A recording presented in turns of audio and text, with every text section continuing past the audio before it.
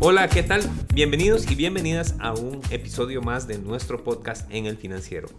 Es un gusto para mí pues que nos acompañen una vez más. Mi nombre es Sergio Morales, yo soy el jefe de redacción del Financiero y hoy me acompaña mi compañero editor Luis Cardosa. Luis, ¿cómo estás? Todo bien, por dicha. Muchas gracias por tenerme aquí, Sergio. Ok, no, con todo gusto. Vamos a hablar de un tema y quiero apresurarme para no hacerles perder mucho tiempo en la presentación, y es sobre el endeudamiento como de todos los ciudadanos y como participantes de la economía que tenemos. Es decir, si estamos más endeudados, más o menos endeudados que antes, y qué representa esto en la economía. Para eso nuestro periodista Josué Alfaro hizo todo un reportaje que ya tenemos publicado en nuestra página elfinancierocr.com.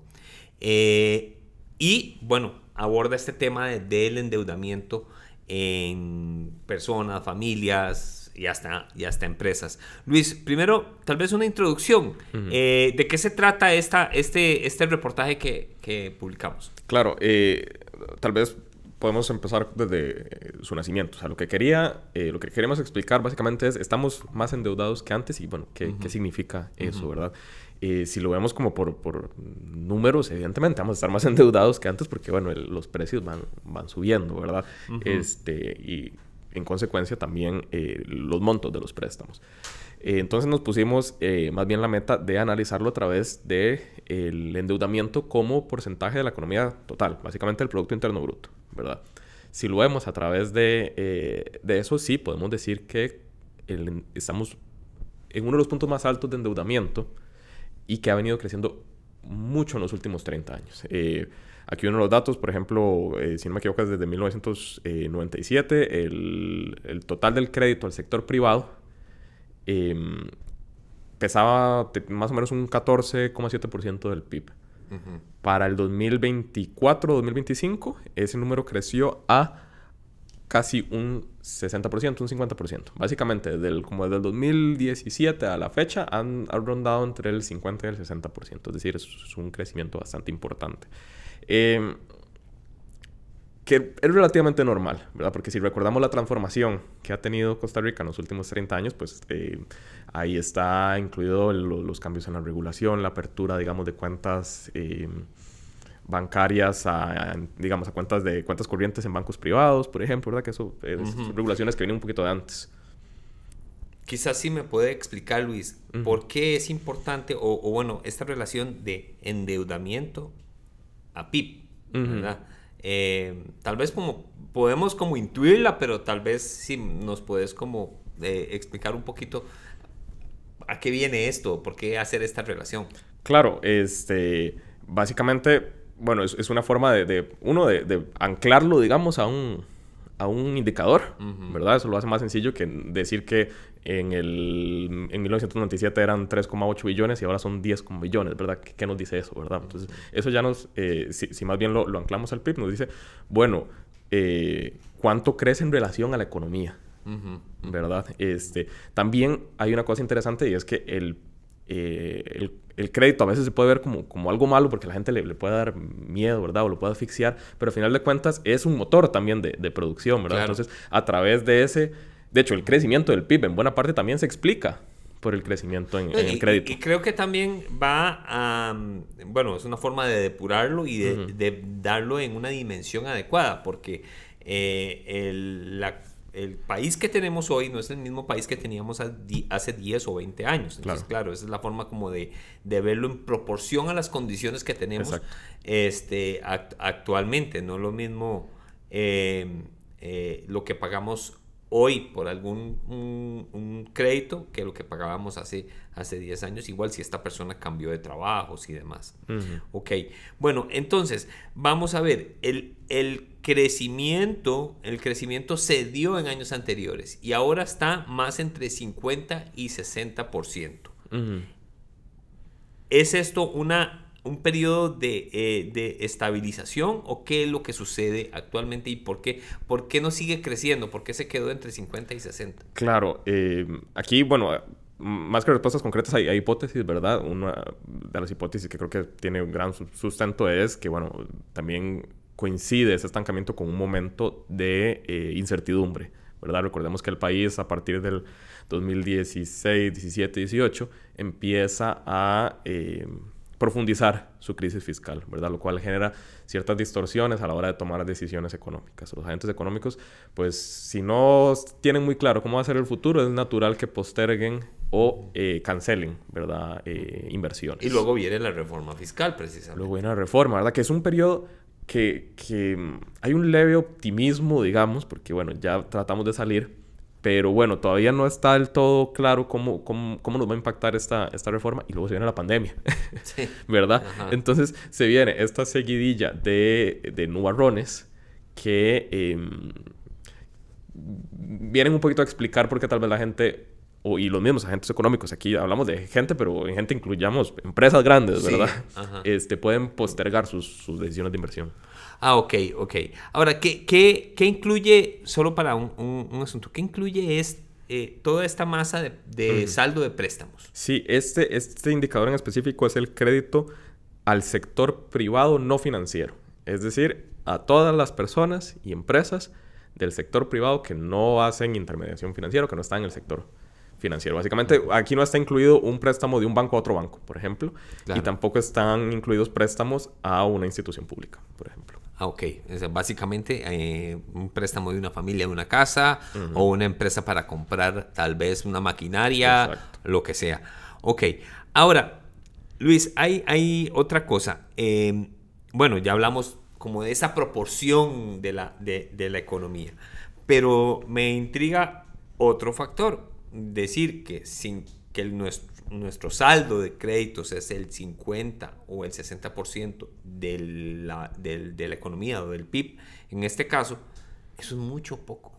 Eso es bastante curioso de responder, ¿verdad? Porque no hay una receta, ¿verdad?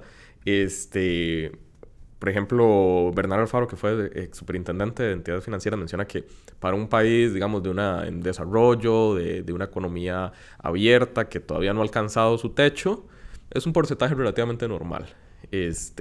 Si más bien nos queremos comparar con las grandes ligas, como OCDE, por ejemplo, donde estamos adentro, sí, ahí más bien el crédito puede superar el 100%, ¿verdad? Entonces, no es ni alarmante ni positivo, ¿verdad? O sea, como que tenemos espacio para seguir utilizando el crédito, porque, repetimos, el crédito puede ser y es normalmente un motor de crecimiento.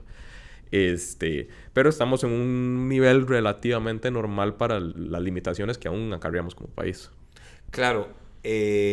Bueno, y si otros países tienen cifras más elevadas del saldo respecto al PIB. Entonces, sí, y países latinoamericanos también, por ejemplo. No debemos alarmarnos si esto en el futuro sigue creciendo. Entonces, decir, si nuestra economía incluso también claro, crece. Lo que sí puede ser alarmante es la calidad del crédito, ¿verdad? Porque, por ejemplo, una buena parte de lo que impulsa el crecimiento es el crédito en consumo, por ejemplo, que es un crédito que normalmente no es productivo, por lo menos para quien lo toma, ¿verdad? Sí puede ser para el resto de la economía, porque lo puedes usar, por ejemplo, para, no sé, algo bien banal como comprar una pantalla, ¿verdad? Para vos no fue productivo, pero para la tienda que te lo vendió, sí lo fue, ¿verdad? Entonces es como una verdad a medias. Pero normalmente es un crédito que no impulsa mucho desarrollo, que es en condiciones un poquito menos favorables para quien lo toma, y que además el Banco Central ha identificado que estos créditos de consumo vienen alargando su plazo promedio, ¿verdad? Entonces, los créditos de consumo, cuanto más largo es su plazo, más riesgosos se vuelven, ¿verdad? Porque se trata de un crédito que normalmente no tiene un respaldo, por ejemplo, no tiene una garantía, que normalmente el compromiso de pago por parte del deudor suele ser menor, ¿verdad? Porque, por ejemplo, una hipoteca, ¿verdad? Que eso no es consumo, es un crédito de vivienda normalmente. Si no lo pagaste, quedas sin casa, ¿verdad? En cambio, si usaste un crédito de consumo para irte de viaje, vos ya no, a diferencia de la casa, no estás disfrutando del viaje ya, ¿verdad? Porque ya el viaje lo viviste, entonces no tienes tampoco como ese incentivo moral de pagarlo. Todas las personas deberían hacerlo, ¿verdad? Pero si hay que recortar gastos, es probable que lo hagan más bien en ese pago de consumo, ¿verdad? Entonces se vuelve riesgoso. Sí, claro, el famoso crédito de consumo, y ahí podemos meter también el consumo de ciertas cosas que se hagan con tarjetas de crédito, ¿verdad? Claro, y esa tarjeta de crédito que también viene al alza. Hay como un bache en el 2020 en este tipo de créditos, de consumo de tarjetas, que se explica tal vez por la combinación de varios factores. Obvio está la pandemia, la gente consume menos. También está la entrada en vigencia de la ley de usura, ¿verdad? Que pudo haber generado algún incentivo de los bancos de no aceptar a ciertos deudores porque les parecen más riesgosos, ¿verdad? Sí. Entonces hubo un pequeño recorte. Ya hoy los números pues se han recuperado han superado los niveles prepandémicos. Ok, ahora Luis, estos son cifras que se pueden ver en el Banco Central y son del sistema financiero supervisado, ¿verdad? Hay unos saldos o hay créditos que no estamos viendo. Correcto. ¿Cuáles son? ¿Cómo son? Son precisamente los créditos que no se hacen en el sistema supervisado, ¿verdad? El sistema supervisado, entiéndase como las entidades que realizan intermediación financiera, ¿verdad? Que captan ahorros del público para luego colocarlos en préstamos. Un banco, una mutual o... Exacto. Porque esos tienen que estar bajo una supervisión constante del CONACYF, de la Superintendencia General de Entidades Financieras, ¿verdad? Entonces ellos saben precisamente cuánto prestan casi que a diario, ¿verdad? Luego existe otra rama, digamos, del crédito, que es los que no están directamente supervisados porque no hacen intermediación financiera. Y ahí la paleta es muy heterogénea, porque pueden haber, por ejemplo, casas de préstamos, ¿verdad? Que, a ver, dentro del sistema no regulado es tal vez lo más formal que hay, porque, bueno, sí tienen que tener cumplir con ciertas reglas, sobre todo de ley de contrablanqueo de capitales, ¿verdad? Entonces, digamos que están más o menos ahí reguladas. Luego están los préstamos ya informales, incluso de familia, por ejemplo, si le pedís a algún familiar por alguna emergencia que tenés, ¿verdad? También están los que son probablemente los más peligrosos de todos, que son los prestamistas informales de gota a gota, como se le llama popularmente, ¿verdad? Que normalmente funcionan al margen de la ley con tasas que están por fuera de los límites que la ley establece y que suelen tener métodos de cobro pues normalmente ilegales, ¿verdad? Que extorsiones, amenazas, etcétera. Hay ciertos datos, nada más para darte una idea. Creo que la Oficina del Consumidor Financiero dice que por lo menos un 47% de la población adulta ha acudido alguna vez a prestamistas informales, ¿verdad? Sí. La cosa es que, repito, es muy heterogéneo. Pudo haber sido un familiar, pudo haber sido gota a gota, ¿verdad? Entonces, es prácticamente la mitad de la población. Claro. Y esto vendría a aumentar ese saldo y ese porcentaje del PIB si lo tuviéramos a la mano. Y nadie sabe, no tiene ni la menor idea de cuánto puede ser. Ok, sí. Esto me lleva tal vez, y con esto quiero cerrar, tal vez a la conclusión. Una cosa distinta es que tengamos el crecimiento del crédito, Luis, y otra cosa distinta es el sobreendeudamiento de personas y empresas. Claro. Y aquí yo hago una diferenciación o subrayo algo. El sobreendeudamiento no solo se da en una persona que compró un montón de cosas y que tiene crédito sobre crédito. Eso también pasa en empresas. Entonces, creo que aquí hay que marcar la diferencia entre el crecimiento del crédito sano para la economía nacional y el sobreendeudamiento de muchos. Me parece que hay que hacer esa diferencia. Claro, sí, son dos cosas diferentes, digamos. No es lo mismo que... Esto sí es importante no confundir. O sea, un 50, un 60% del crédito como porcentaje del PIB no significa que el país está endeudado, digamos, en un 60% de sus ingresos. Esas son cosas, ¿verdad? Sí. Completamente diferentes. Sí, el sobreendeudamiento es un fenómeno más bien que se estudia a nivel, pues, individual, ¿verdad? Y responde más bien a las capacidades de pago que tiene cada uno. Hay diferentes formas de medirlo. Hay expertos que dicen que no debería sobrepasar un 40%, hay otros que dicen que no debería pasar un 30%, un 60%. Realmente todo depende de las necesidades de cada persona. También en una nota secundaria que realizó Josué sobre este tema, brindaba algunos consejos sobre qué hacer frente al endeudamiento, específicamente sobre qué hacer cuando una cuota se empieza a ser difícil de pagar. Lo primero que tiene que saber es que la medicina tiene sus efectos secundarios, ¿verdad? Que si vos estás sobreendeudado y tenés que reducir la cuota, vas a tener probablemente que extender el plazo del crédito, ¿verdad? Lo que significa, pues, pagar por más tiempo un crédito, que significa que vas a tener que abonarle más dinero del que originalmente tenías planeado, con la ventaja de que vas a tener una cuota más baja. Y antes de eso, bueno, antes no, tal vez tenemos una cruda realidad, ¿verdad? Es decir, ¿cómo podemos solucionar el tema de las cuotas de crédito? Bueno, hay solo un camino, ¿verdad? Solo que las vías para llegar, hay solo un objetivo, claro. Pero las vías o los caminos para llegar a ese objetivo son diferentes, como usted me menciona, del de alargar el plazo, renegociar, qué sé yo. Pero vamos a ver, la verdad es cómo mejorar un crédito pagando. Sí. No hay otra vía, ¿verdad? Es decir, pagando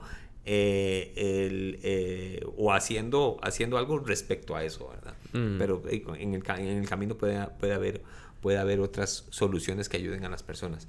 Bueno, no quiero extenderme mucho con este tema. Les invito a que nos visiten y que vean los detalles de los números. Hay unos gráficos bastante reveladores de cómo se comporta nuestro crédito y el saldo general en la economía, y eso les puede dar una idea de cómo ha evolucionado la economía de Costa Rica y sobre todo el comportamiento del sector financiero. Eso va de la mano, ¿verdad? Que pues ahí repasa un poco de la historia y los orígenes de cómo empezó este despegue. Luis, muchísimas gracias por acompañarnos en este podcast. Gracias a vos, Sergio.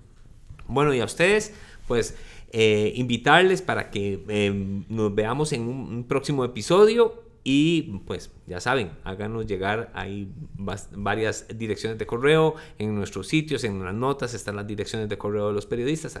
Háganos llegar sus dudas y recomendaciones y con gusto pues las atenderemos. Nos pueden visitar de nuevo en elfinancierocr.com.